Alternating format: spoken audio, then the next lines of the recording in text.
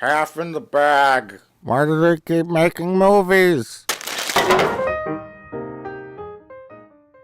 I remember when we watched The Irishman. It was a long time ago. Back when they could CGI that Pesci fella. So what do you think of The Irishman? It was long. It was really long, yeah.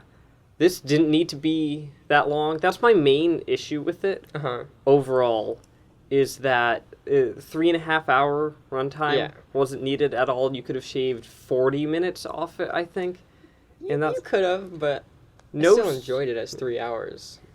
No scene feels like it's too long in particular, or that the information's not really necessary per se. It's never not entertaining, but it's great. It could have been shorter.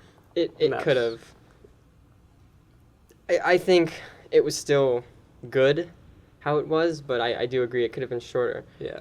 How long is Goodfellas? Do you know off the top of your head? Idea. Okay, because Goodfellas is this, but way better. I love Goodfellas. Goodfellas is a roller coaster. Sorry, Scorsese. I didn't mean to say it, but it's a roller coaster. Like them Marvel movies. Like them Marvels. I was really on board for the first act. I loved everything they were doing and how it's sort of like a throwback to the old gangster flicks. Yeah. And the set design is great. Everything looks like the time period. They really went all out with this one in that there are shots where there are explosions and they last like 5 frames, but you can tell they actually blew up a car for that shot, and it's so sparsely used, and there's more of an emphasis on character and character beats, and I love all the family stuff they do in this. Speaking of things that looked good, the CGI blood looked horrible. It was so bad. I don't know if it was just I paid more attention than I do in other movies, but it really bothered me. You only saw it like 2 times, I think, but it looked so bad. This movie is clearly supposed to be called I Heard You Paint Houses. Yes. 100%. Which the book is called. And that would make sense, but it's not. It's such a better title, too. There's a title card for that. Once the movie's over, it's like directed by Martin Scorsese, produced by these people, here are the actors, and then they just have The Irishman up for like a quarter second. But there's an actual good edited title. In the beginning. In the first like 5 minutes of I Heard You Paint Houses. That was good, and it fits so much better, but I guess that's not as marketable. I guess. Speaking of marketability, the poster sucks. I hate that poster that they have, and it's just like De Niro and Pesci, and they're just like kind of looking up like this. Well, that's the thing about that poster is you don't need a cool poster because it's De Niro and Pesci. I know. And Al Pacino. But it still looks so bland and uninspired, and I hate it. But other than that, yeah, that's just the marketing. That's not I think it's fine. It is bland. It's no The Lobster. That's a good poster. Or Blade Runner 2049. Yeah. Having fun over there? If you want to keep going CGI, I had some problems with young CG Pesci. Oh, really? Like the first scene he's in where he's helping De Niro with his truck he looks like a video game. Like De Niro looked okay sometimes, you could tell it was CG. Really liked what they did with him. They didn't go young enough that it's really noticeable. I still noticed it, but it's pretty good for what it is. Yeah. I know the film split up weird with the time, and I like that mostly. I expected them to go more into his war history. There's like that one really brief scene where he has the guys dig their own grave and then he just shoots them and that's it. And I get it, he's been killing for a while and that's to set up more his character and everything, but I would have liked more of that stuff, but I don't know. It's fine. I'm not big on war movies. I've seen enough to kind of get the idea. I think that's what they were assuming, that the viewers would know he's already killed, so don't need to set that up too much. There were 2 actors in this movie that I recognized for like half the movie, and I could not figure it out. The first one is the mammoth from Ice Age. I don't know his name, but he's in this, and his voice was driving me crazy for like 45 minutes, and I figured it out. And the second one is Robert De Niro's main daughter. When she's an adult is she's from like the X-Men movies or something. She's the one that like kills people by touching them, or I've read there's one article that came out that was complaining about how few lines. It's either Yeah. his daughter or his wife. It's that character, yeah. Yeah. I was looking, yeah. If you watch the movie and you have 4 brain cells, you Yeah. understand why that character She's avoiding didn't him. yeah. It's so stupid that people are upset about that. It's like the Joker isn't for kids. It's an R movie. Of course it's Yeah. not for kids. I loved the ending and what they did with Robert De Niro's character. Doesn't he say, I'll always be behind you or something? And he shoots him from behind. Oh, I noticed that. that is clever. But I don't know. I was kind of expecting there to be more of a standoff, like him pointing the gun to his face, and then Al Pacino's like, no, but I thought it's simple. I thought what they did understand was good, yeah. There wasn't an emphasis on really the violence. It's more the No, character yeah, 100%. I think that worked really well for it. motivations and everything. Todd from Breaking Bad is in this, which you haven't seen, but very good actor. He's been in a few movies I've seen. Jesse Plemons from yeah, that one Black Mirror episode, which is I fantastic. haven't seen that. Which one? It's the USS Callister. I'll watch It's it. really good. It's I'll watch so it. good. He's the kid of Al Pacino's character. He's like his Yeah. foster kid, which is pretty dark. That he drove De Niro there to kill him. Did he Yeah. know that he was gonna kill him? I don't. I think so. Okay. I think so. Yeah, there's no way. In that same scene, the guy that's in the car, the black-haired guy, I got so excited because I thought he was Jason Schwartzman from Wes Anderson movies, and I was so happy to see him. And then I checked, and it wasn't him, and I was so sad. It just broke my heart. I'm gonna have an Ian as an idiot counter through this. I love him so much. He's so good. But the acting was really good. It was. This has a phenomenal cast It of does. all the normal Scorsese Yeah, people. it's just the And- yeah. yeah. That's all we need to say. They've been I was a little bit underwhelmed by Joe Pesci, ouch. but that's only because I was just expecting his Goodfellas character. So it's not at all a flaw with the film. I was just expecting him to just be a complete like jerk and just kill everyone. And he was like a really nice guy, and I was like, "What? This isn't the Pesci I want to see. I want to see him yelling at people." Have you seen Goodfellas? No. Okay, well, there's a scene where like there's a guy serving him drinks, and he's like shooting at his feet and like making him dance, and it's so great. It's so over the top, but he wasn't like that at all in this. Yeah. We've seen a lot of Scorsese features between us, Yes. and I think we can both agree he's a fantastic director, Yes. and his opinions on Marvel movies are correct. Yes.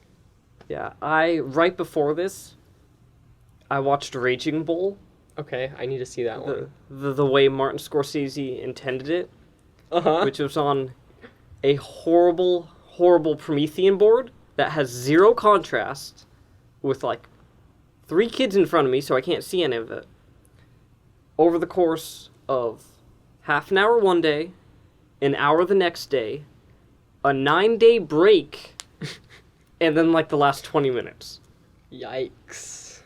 with people talking over the entire thing. That's actually how you're supposed to watch The Irishman, is in those chunks. Yeah.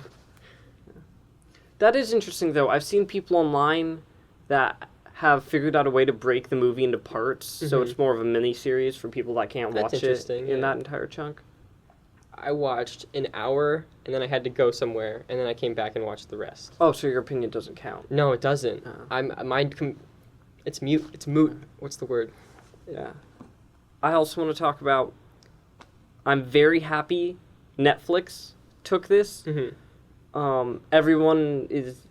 Nobody... All the old people aren't happy about it, because it should be thrown in a theater and played nice and distributed. But that's not Netflix's fault.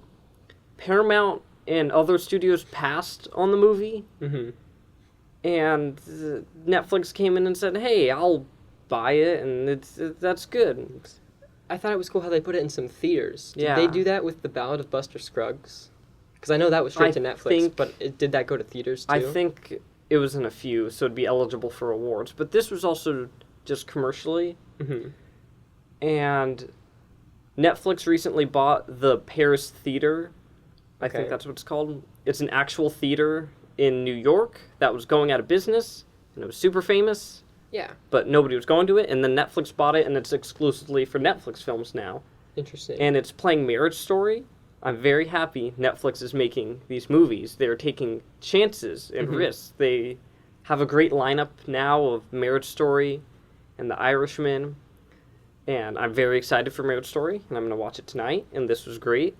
And even though Netflix has made, I think it's my 3 least favorite films of the year that are awful and disappointing and waste of time, I am glad they are taking chances on things like this Yeah. and producing new and exciting content. I kind of like the idea of a movie being in theaters, but if you want to, you can just watch it at home on Netflix. I like that Yeah. idea. I'm not saying every movie should be like that, but I'm saying it's a cool option. Hopefully everything doesn't go just to streaming, because then there's just no theaters. I hate that idea. But also the idea of seeing this on the big screen versus at home. Mm-hmm. I just want to bring this up. The cinematography wasn't good.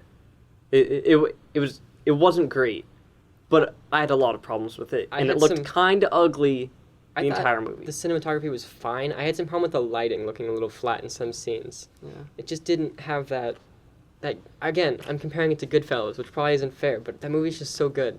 It just has such a great look to it, and this just wasn't. It was too flat.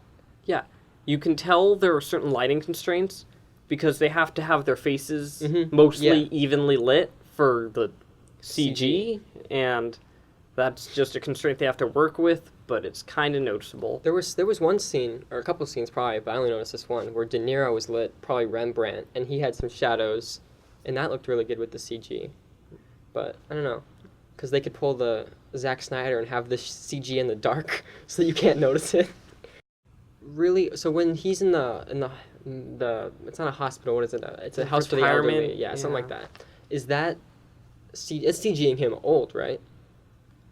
Or is that just like, they just made him shave his head and like grow his hair out? Well, yeah, that's not what he looks like now. That looks good, yeah. But there is good things. You can tell they added fat places, I think, because something that took me out of Avengers Endgame earlier this year, just as an example, Fat Thor doesn't have neck fat. He looks like Chris Hemsworth? Yeah. In a fat suit, but there's no neck fat, so it's not believable. He would have that if he was, But they did good. They did. Yeah, really good job. Looked really good. So I'm wondering if aging old is easier than aging young. I would assume it is. Because aging young, you have to get rid of wrinkles, and that looks just... Then you have to deal with texture. I mean, you still have to remap the entire face, so it's... Well, yeah, but it's probably easier to add more wrinkles than it is. Because whenever someone's super young, it always looks like smooth and like... Yeah. Like the Spider-Man PS4 game. It just doesn't look like a person. It looks like a video game. Yeah. But still, for... Not only the fact that they did it this well, but they did it for 3.5 hours. Yeah, was great. Yeah, like I said, the only thing that was like, ooh, that's really CG is like the blood, and then the first couple scenes with Pesci. Yeah, you can tell there's a lot of practical effects for the explosions, and when they were throwing cars into the the taxis into the bay. Yeah, I loved that. They blew them up. I really liked some of the humor. I wasn't expecting that much of the humor. Yeah. But the main one that sticks out to me is when they're making fun of the Italians, how they're all named Tony. That was pretty great. I loved that. There's a Tony Anthony or whatever has died of natural causes because he was so nice to everyone. That was probably the best gag in the movie. I wasn't expecting at all to see the guy from the Ant-Man movies. That's like Paul Rudd's ex-wife's husband. He plays like skinny something. Yeah. Skinny knife or something like that. Skinny blade. Okay. It's something. But I was not expecting to see him, and he was good he was in it long, but he was good from what he was in, which is nice that he can break away from Marvel movies, I guess. Yeah, he seems more director dependent. I'd say it's Scorsese. Yeah. Gonna get a good performance. 100%. And you don't even need to get... I feel like De Niro, you just, like, give him lines, and he just does De Niro. He doesn't even play characters. He just does De Niro. He's so lovable the whole movie. He was. I'm not even saying that ironically. He shoots people and kills and all of that. I want to give a little hug. Just a little hug. I really liked his blue contacts, which is weird. I don't know if it's CG or contacts. Oh, I would notice that. The blue level on the eyes. it's weird. It was weird, but I liked it because I felt like because whenever you watch a movie with De Niro, you're like, oh, it's De Niro. Like, I don't even know his name. It's just De Niro. Yeah. But this with the blue, it made me kind of like learn his character more. It took me out of the fact that it was Robert De Niro because he looked different. I really liked that, which is something I wasn't expecting to like. I thought it would distract me the whole movie. Everything I've seen Robert De Niro in, which is Raging Bull and Taxi Driver and other things that I'm forgetting, he gets so into his character, and you can barely see him anymore. Like, I don't know what he's like as a person or like anything because he's so varied from each of his films. Like when I saw Taxi Driver for the first time, I'm like, oh, that's what he's like. But then in Raging Bull, he's completely different. Is Taxi Driver the one where he's like has like the mohawk, or he's bald or something? Third act, yeah. I like that. Yeah, yeah. I like that. That's a good movie. Yeah. Final thoughts on the film? It is pretty good. Again, no Goodfellas. I was a little bit let down, but it was still very good. I didn't feel the runtime, but I don't think it's fair to judge off my opinion because I watched it in 2 parts. As someone who watched it in one part, I felt it, but I was enjoying it. Yeah, like, I was there's engaged. a certain point where it's long enough, but you want it to keep going. You're happy. There's more, which is where I got to. Yeah, kind of the tension was well done. The whole thing of you're just wondering when Al Pacino's going to get killed because you know it's going to happen. Yeah. And then they had to like not make up. There's probably some loose evidence there as to what they did with the body because in history the body was never found. So. Yeah.